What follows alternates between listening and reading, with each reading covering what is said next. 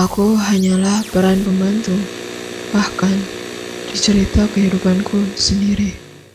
Itu adalah salah satu kalimat dalam bab kedua dalam buku ini yang bikin aku speechless banget.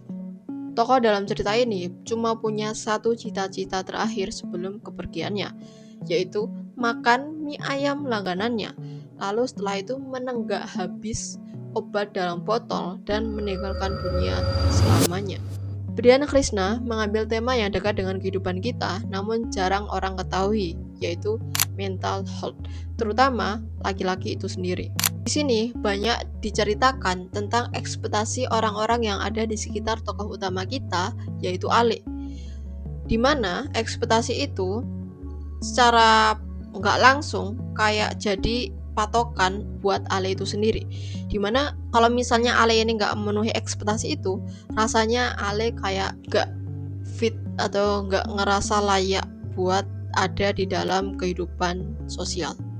Ditambah dengan kesendiriannya dalam kehidupannya sehari-hari, membuat Ale semakin ngerasa kosong.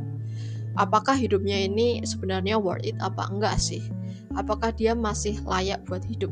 Rasanya hidup itu serasa sia-sia aja buat Ale. Walaupun Ale kira kehidupannya itu rasanya nggak ada gunanya, rasanya kosong, rasanya buang-buang waktu. Sebenarnya kehidupan Ale itu malah membantu orang yang ada di sekitarnya tanpa Ale sendiri sadari. Kejadian-kejadian kecil yang Ale kira remeh itu ternyata malah berdampak besar bagi orang yang ada di sekitarnya. Dan orang-orang itulah yang membantu Ale untuk sadar bahwa kehidupan itu tentang belajar menerima. Hidup itu belajar bagaimana kita bisa menerima apa yang terjadi kepada diri kita sendiri. Apa yang kurang itu harusnya kita terima, bukan malah kita buang begitu saja. Karena bagaimanapun juga, bagian-bagian yang kurang itu adalah diri kita sendiri. Dan hal itu yang bikin Ale kembali sadar bahwa maybe life is worth living again. Dan itu yang bikin Ale akhirnya kembali sadar. Itu jalan atau alur kasarannya kayak gitu. Sebenarnya masih banyak banget hal yang bisa diceritakan, tapi aku nggak mau spoiler ke kalian. Menurutku novel ini cukup ringan walaupun temanya itu sangat-sangat berat, yaitu mental health, terutama suicide.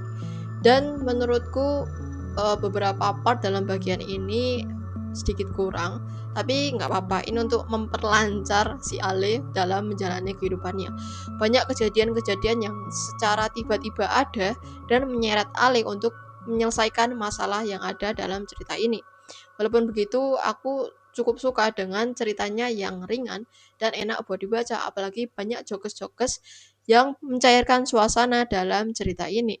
Apalagi kalau misalnya kamu suka yang kayak ringan-ringan dan gak terlalu berat, walaupun kamu pengen ngambil banyak manfaat, ini kayaknya cocok banget buat kamu. Overall, aku bakalan nilai ini novel 7,5 dari 10.